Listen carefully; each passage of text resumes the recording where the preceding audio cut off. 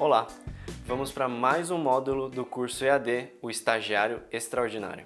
Agora que nós já vimos as gerações no ambiente de trabalho e a importância de ter uma boa inteligência emocional, nós vamos conectar esses pontos por meio da comunicação.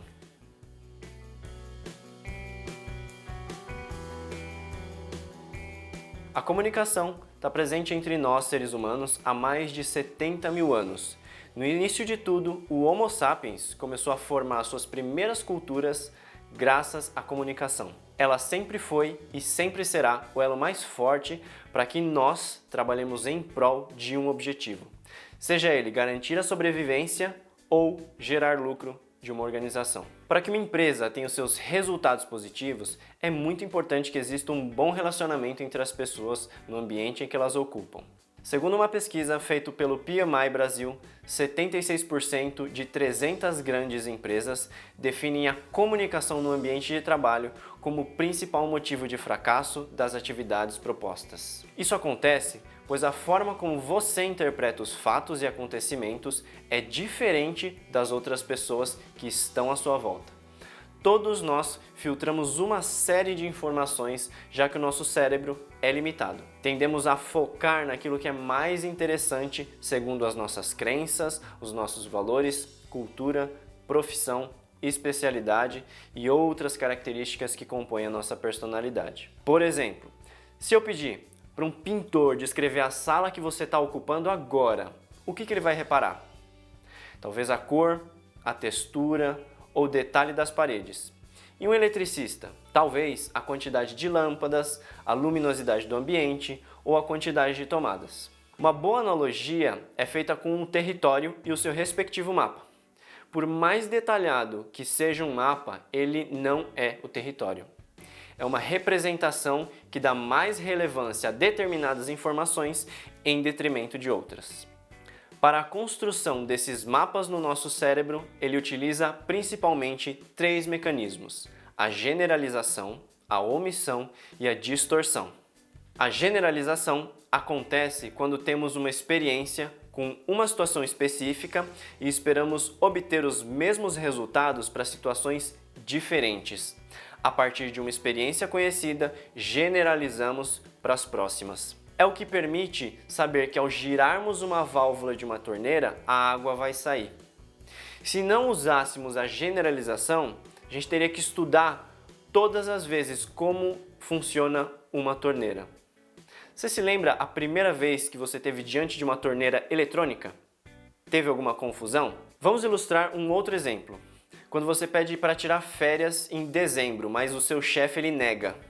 A partir dessa experiência, você passa a declarar que o seu chefe nunca aceita os pedidos que você faz. Ou seja, a partir de uma única experiência, você generaliza para o restante. Então, a primeira dica para que você tenha um caminho de comunicação saudável é: fique muito atento aos momentos em que você ou as pessoas com quem você convive utiliza a generalização, que limita esse caminho de comunicação transparente. Explora se a conclusão que está sendo tomada não está considerando apenas algumas experiências limitantes. Procura descobrir quais são os caminhos que ainda não foram explorados. No mecanismo da omissão, parte da informação que nós capturamos do mundo externo é simplesmente omitida. Tendemos a remover do modelo partes julgadas sem importância. Seu líder pode pedir para você que prepare a reunião para mostrar os resultados do mês para a equipe. Ele diz apenas que as informações devem aparecer de forma clara e simples, depois vai embora. Você aceita o desafio e vai animado para sua mesa para elaborar. Provavelmente, a primeira pergunta que vem na sua cabeça é: quando é que vai ser essa reunião? Essa informação ela é super importante, porque você tem que saber qual é o tempo que você vai ter para desenvolver. A data da reunião está muito clara na cabeça do seu líder, já que ela acontece toda a primeira quarta-feira do mês. Mas você, que está chegando agora na empresa, não faz ideia disso.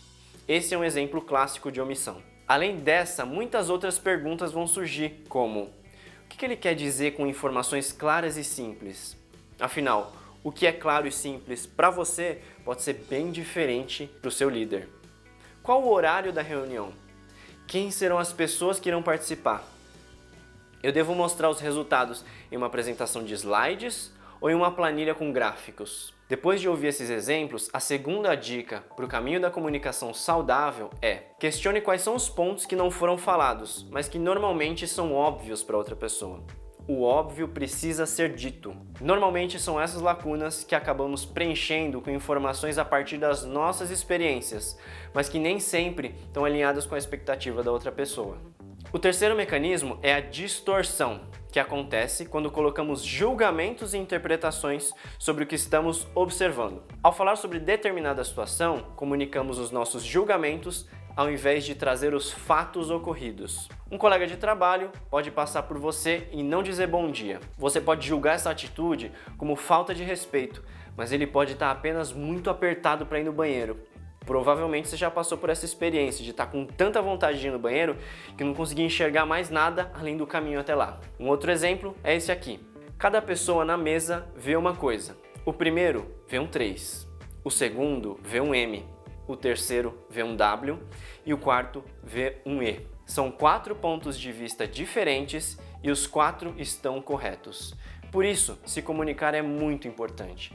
Nem sempre o que você vê é aquilo que o outro está vendo. A dica para esse mecanismo é manter um caminho de comunicação aberto com as pessoas nas quais você passou por alguma situação desconfortável. Vamos falar mais sobre isso nesse próximo tópico da aula. A maioria dos conflitos entre colegas de trabalho acontece pois cada um vê a partir desses fatores que acabamos de aprender e brigam tentando provar que a opinião dele é a verdadeira. É o jogo do quem tá certo.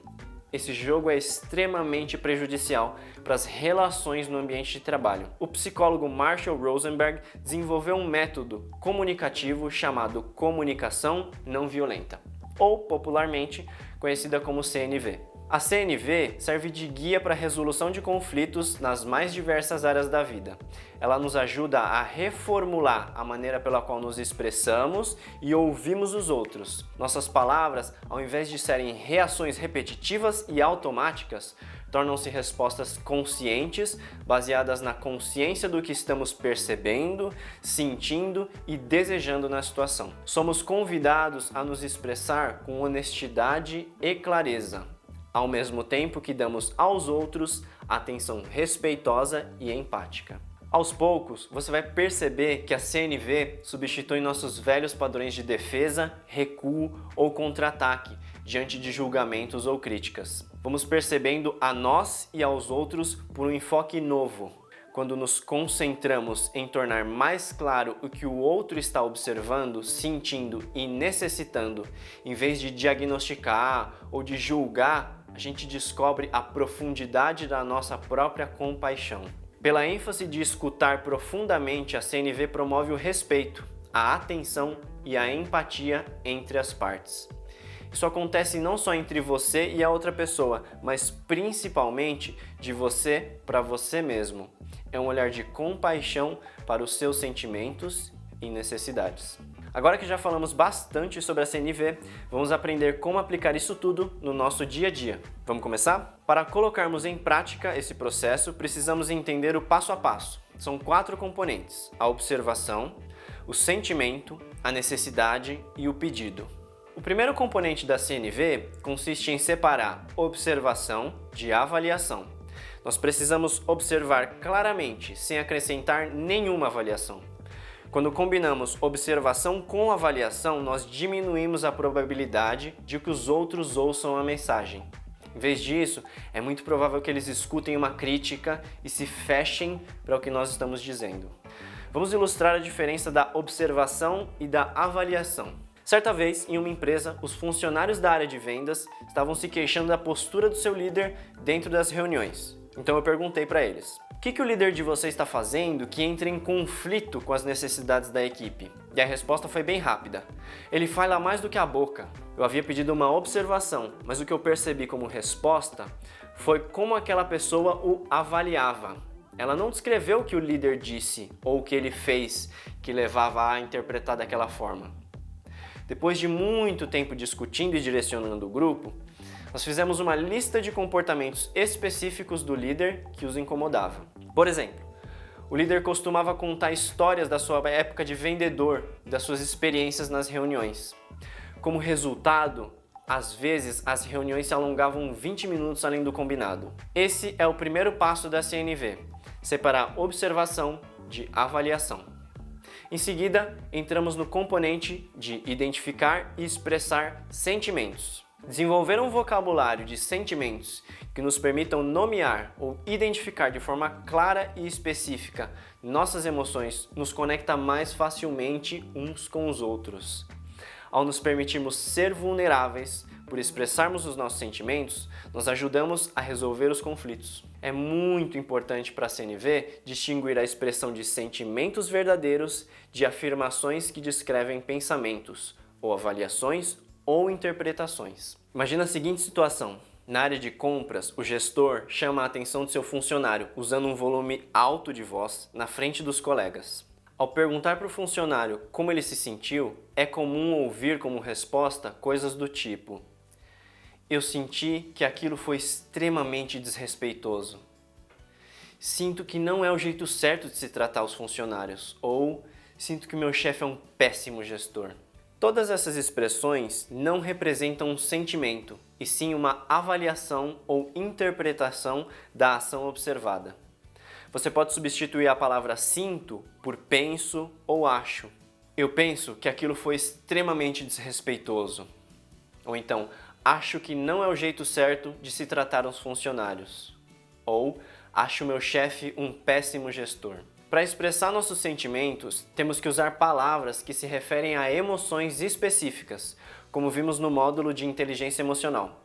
Por exemplo, quando você falou comigo naquele tom de voz na frente das pessoas, me senti triste, ou me senti irritado, ou incomodado.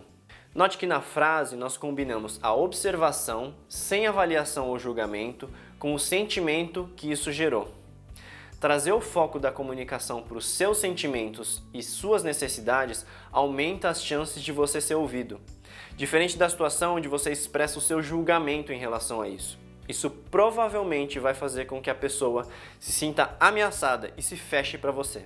Agora que vimos como expressar nossos sentimentos, vamos para a etapa de identificar quais as necessidades que estão por trás dos nossos sentimentos. Sempre que você receber uma mensagem negativa, a partir de agora, você vai iluminar a sua consciência a respeito dos próprios sentimentos e necessidades.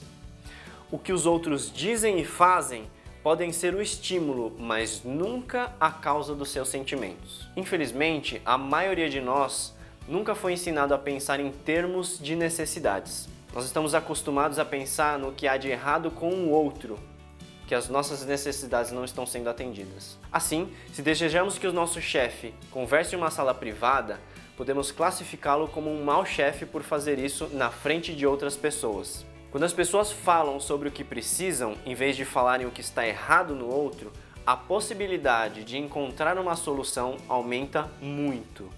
Trazendo novamente o exemplo do chefe que chamou a atenção do funcionário na frente dos colegas, e complementando com as necessidades que não estão sendo atendidas, fica mais ou menos assim.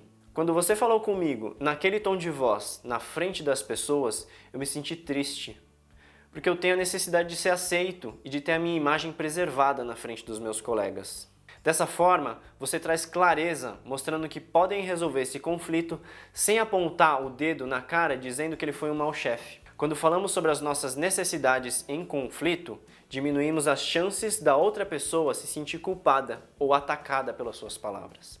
E para finalizar, depois de trazer aquilo que você observa da situação, expressar seus sentimentos e necessidades, chegou a hora de fazer um pedido que enriquecerá a sua vida.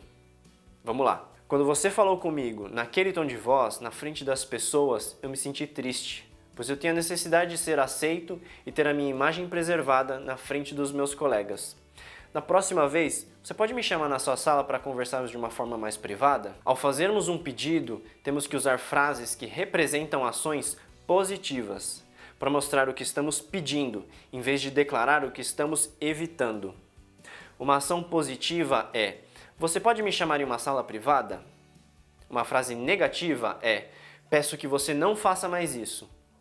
Quanto mais claro formos, mais provável que sejamos ouvidos. Passamos então pelos 4 componentes da CNV: fazer uma observação da situação, expressar os nossos sentimentos, identificar e expressar as necessidades não atendidas e fazer um pedido para que este enriqueça a sua vida. Agora, vamos fazer um exercício prático? Pega papel e caneta e vamos lá.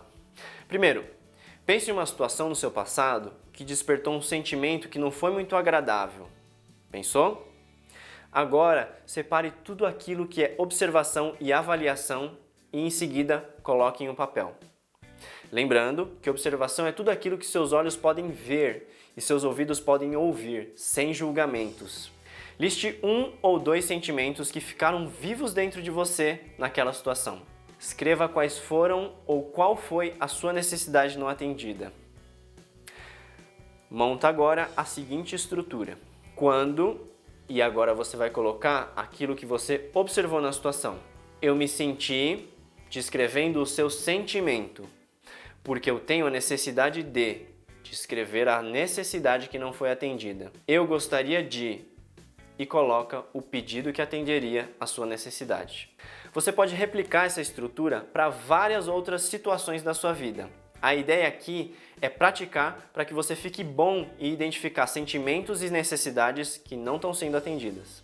Coloque em prática no dia a dia para comunicar às pessoas quando uma necessidade sua não for atendida e veja quais são os efeitos e aprendizados que a comunicação não violenta te proporciona. Vale lembrar que essa é apenas uma introdução ao tema da comunicação não violenta.